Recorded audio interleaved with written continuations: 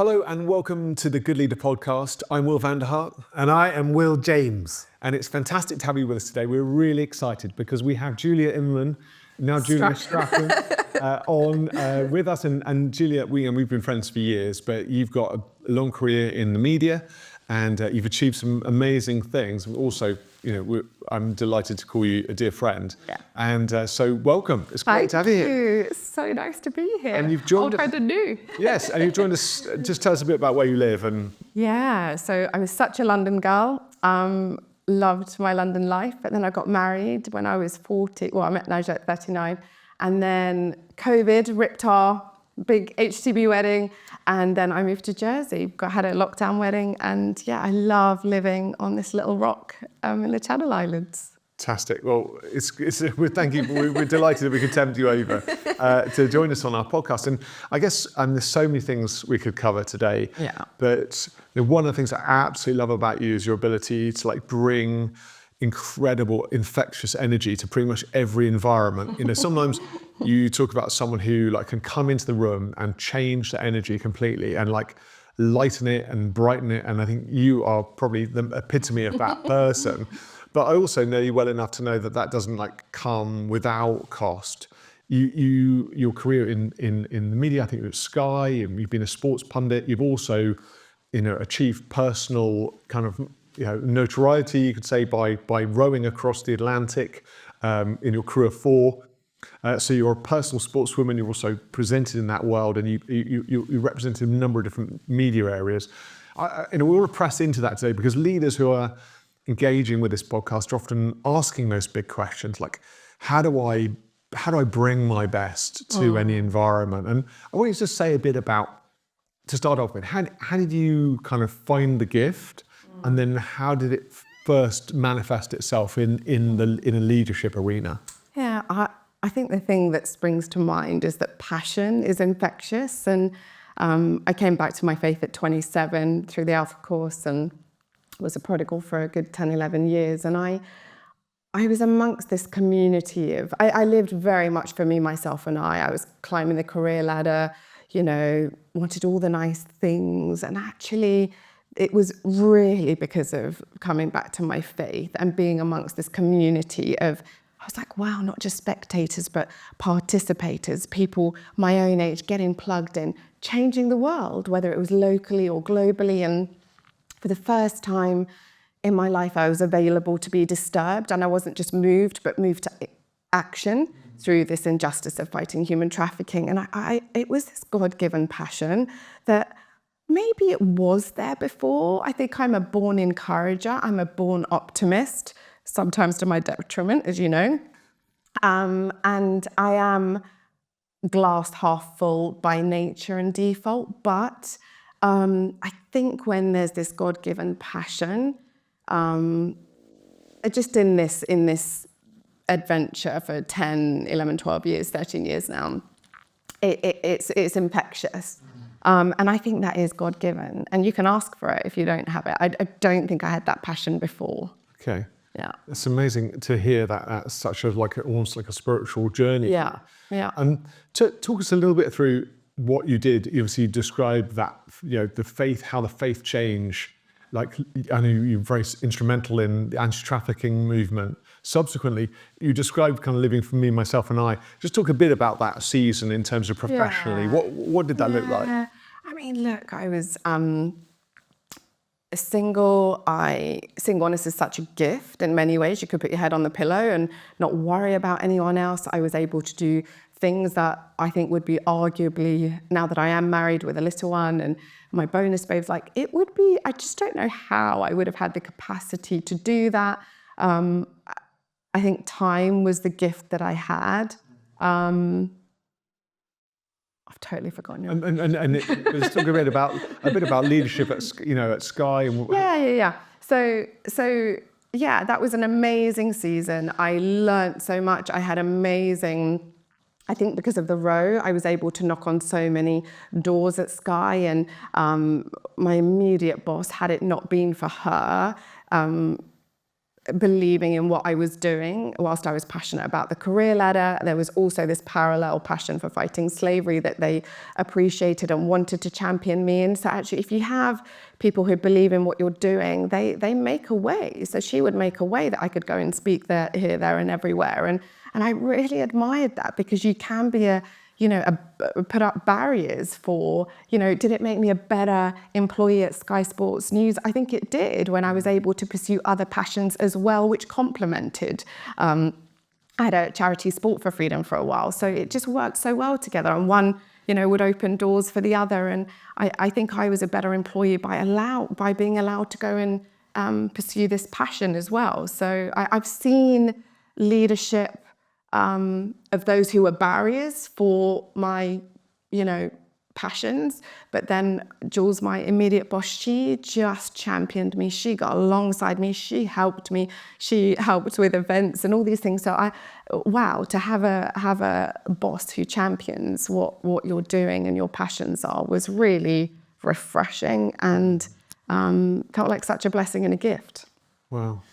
So I saw wonderful leadership, and then I equally saw people who, there were definitely some green-eyed monsters, which I hadn't expected when I got back from the row, who were barriers and didn't want me to do all these things that I was doing, which I was always like, I'm not doing this for me. Like, I was always so careful. I was this I did media with PR at uni, and I am this PR machine when I'm passionate about something, but I was always so careful. Like, if you're posting a picture of yourself, social media we didn't actually have Instagram with the row, it was Twitter, but it's such a powerful tool. But then, if you're putting a picture of you on a stage talking about, something that you're passionate about, I was always so careful. This isn't about me. This is about this injustice that I'm trying to champion. And that's why I was unashamed in being a PR machine, because I wanted to make a big noise about something that needed to be made a big noise. And looking forwards, because I'm loving getting to know you through this conversation.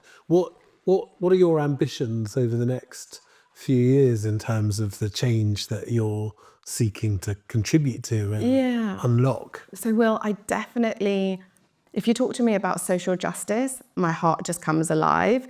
I would say I've had a few moments where I had Sport for Freedom. I was working 4 a.m. shifts at Sky Sports. I was speaking. I was writing this book. There was like a million things, and life was so full.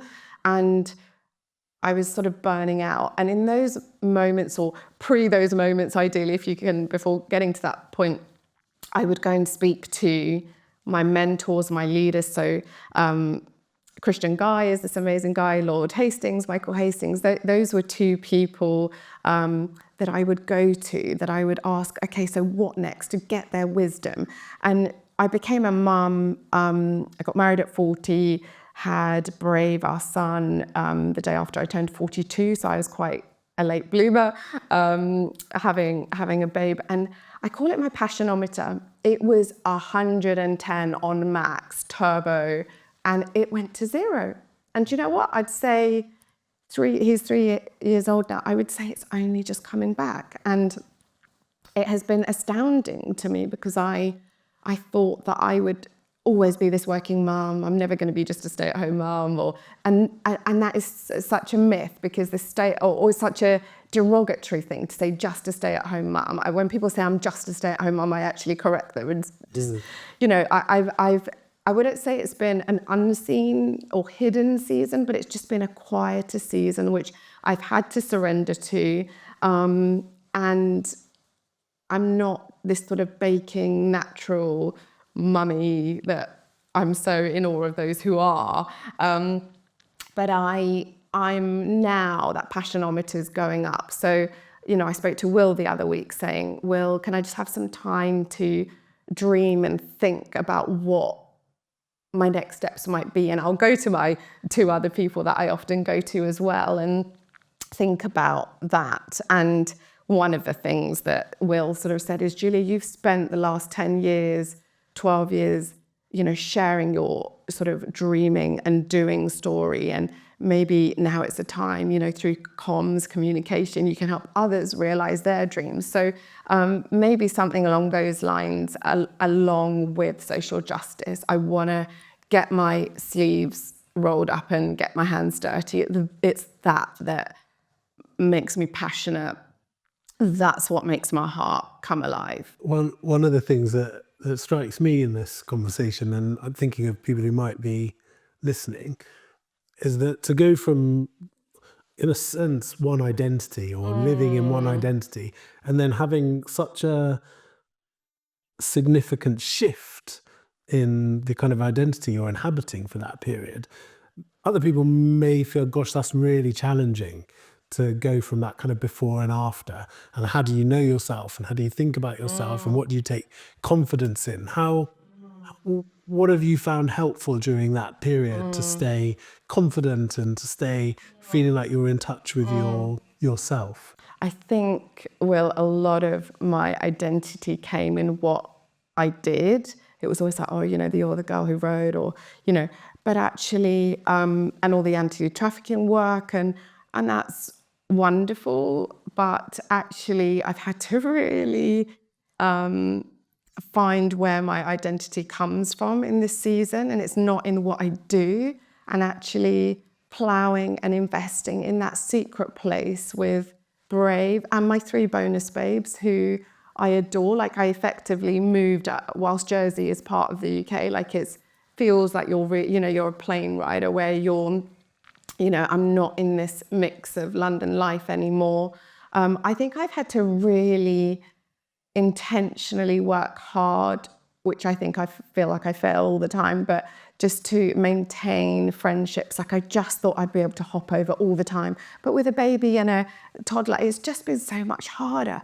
But I think I've had to work hard at maintaining friendships in my old world to still feel a little bit connected to that old world. And I feel quite isolated in this season. Found it quite lonely.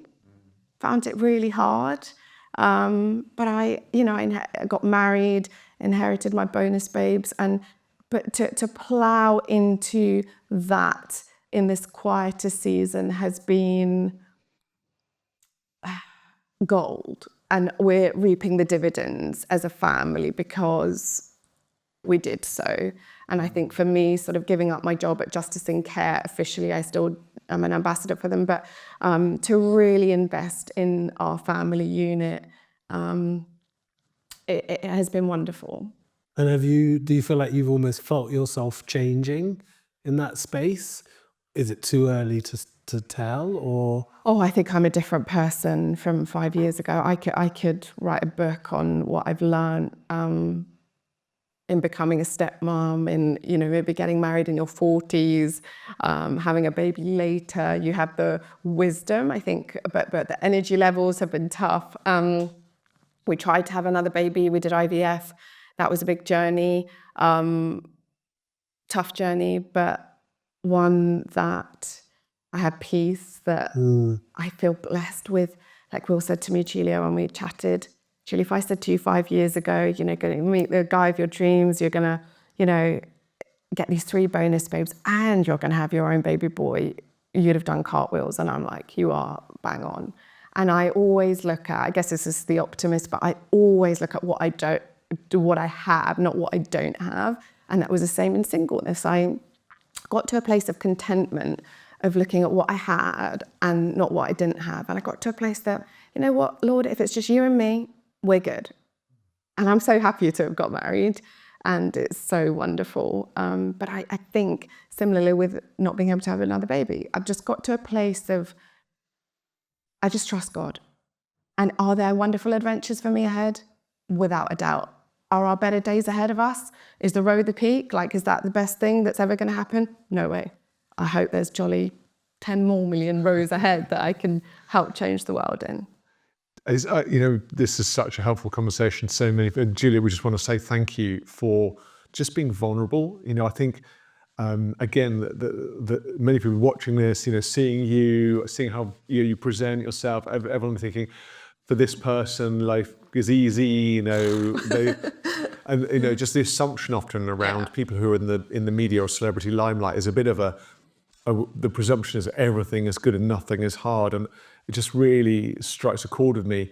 I mean, I think the thing that I noticed from the first part of our conversation particularly is this reference the word passion, like, and more than confidence, it's like this passion that drives you, and that passion has, that passion is very much still there. I like the idea of it being sort of on the back burner while your passion for family burns strong, but then actually, what you said, your passionometer is starting to kind of like come back up again. Yeah. A lot of our leaders, I mean, there's leaders who'll be listening to this podcast from all sort of different spheres of influence, but a lot of leaders, leak passion, and you described kind of fluctuations in your own passion. What do you believe can keep passion alive? And what would you suggest, like, leaders who might feel disillusioned and lost their passion? What could they do to sort of fuel the fire again? What have you done in moments where you feel like your passion has dwindled? Yeah, I think one thing I thought of when you said that was on the row, like our feelings and emotions are always like this. They're ever fleeting, ever changing. And, I just have to sometimes preach to myself and just remind myself of God's truth in my life. And I mean, I think I remember talking to Will one day, just saying, like, Will, have I got anything to say in life? Like, I'm just changing nappies, and I just didn't feel like there's anything to say apart from that, I wondered, would this passion ever come out again? And, I think I call them my sword sisters. I think they are the people that I do life with, 3, 4, 5 girlfriends. And, they just speak life and truth into me. And I think my best friend Steph, like, she's just a ball of fun. And I think life gets so jolly serious at times. I think you just have to have margin for fun and for these, your allies, your tribe to encourage you. And leadership can be so lonely and it can all get a bit serious. So I think having your tribe to be able to take you off to have some fun together is actually really important. And then margin, like, our lives are so full. I hate the glorification of how are you, I'm so busy, as if that's a measure of success. But, my life is full, but there has to be margin for fun. There has to be margin for if the homeless guy needs to talk to you, or for you to have margin in your finances, to be able to give money to people. So I think just having margin to allow passion to be fueled is so important, and knowing where you get that from. Is it, fly fishing, or, what is it for you that gives you the time to be able to dream and have margin to have passion again? It's amazing. Such a great response. Thank you. I think as well, one of the things I love in the story you've presented is like making time to engage with what is happening in your life, and not willing it away and not wishing you were somewhere else, but actually to be in it. That's right. It sounds like you're saying there was a period when you were single and you were very busy and your kind of different career focuses, and that's what you focused on. Yeah. That's where your energy was, that's where the passion is. And actually, is there a place for sometimes challenging that idea that we've got to always have a passion sort of like fully burning, and actually it's okay if the fire dies down for a while. Yeah. Because this is just a time. And actually, even getting to learn that your identity isn't in the fire. Yeah. And that your identity is something separate. Yeah. And that's okay. And actually, later on, That's it's so okay. profound. I don't think I had sort of acknowledged that, Will, but like, I think of a bow and arrow. Sometimes you just gotta go back to propel forward, and we can't always be 100 miles an hour. So actually just having this season to hold back and recharge and invest. Like, my husband and I always say, we want to be famous at home. We want our kids to fly in their faith and in life and our conversations, and that's where we're ploughing. So actually just having that pulling back, and don't miss the blessing of this season by pining for the next. Just be all in where you are. And I think, you're talking about the sort of idol of busy. Yeah. Like, I think sometimes that busyness is actually an expression of not trusting that future passions will come, or that a Yeah. future vision, or that a future mission will come. And so people almost like manufacture other things to do. Because a bit we were talking earlier about, like, thinking about in the cave you fear to enter is the treasure that you seek. Yeah. And sometimes we spend so much time pushing away from what we're afraid of. Yeah. And that can keep us busy, busy, busy. Whereas if we can let it go, surrender, actually those fires can be restored. Amen. That's so good. It's interesting as well. I think our world is so consumed with young, our media world is so consumed with young, that a lot of people falsely believe that sort of 40 is the kind of end stage of your opportunity. But then we're all sitting here thinking, no, 40 is the kind of almost like a new beginning. That's right. And that our careers and our passions have seasons, but there's not a sort of end game here. Actually, I mean, you described getting married at 40 and having a child at 41, and like a new passion, new season of passion opens up, and then there'll be another one. There will, and you have to trust that, don't you? Is it so important to like live with that hope? Otherwise, it's so easy to see today why so many leaders almost they're on this treadmill to running so hard towards 40. So they feel like some of their career is dependent on their capacity to achieve such height at what is actually a young age, when actually we're saying passion can ebb and flow during life, and like you say, Julia, you have to trust that it's going to come back to you. You can, if you look at both my parents are quite ill, and Parkinson's and dementia, and I just am so aware that this is a marathon and not a sprint. And I remember Nikki Gumbel just saying, we never arrive, do we? We never arrive, but I want to be like Artie Kendall or whoever in their 80s, who are running with purpose and passion. And I think you have to have, there was this lady in a play group in Jersey, and she was like 90 something. And she looked like 60 something. And I just said, what is your secret? And one of them was just always work, whether it's like her serving us, and just having a purpose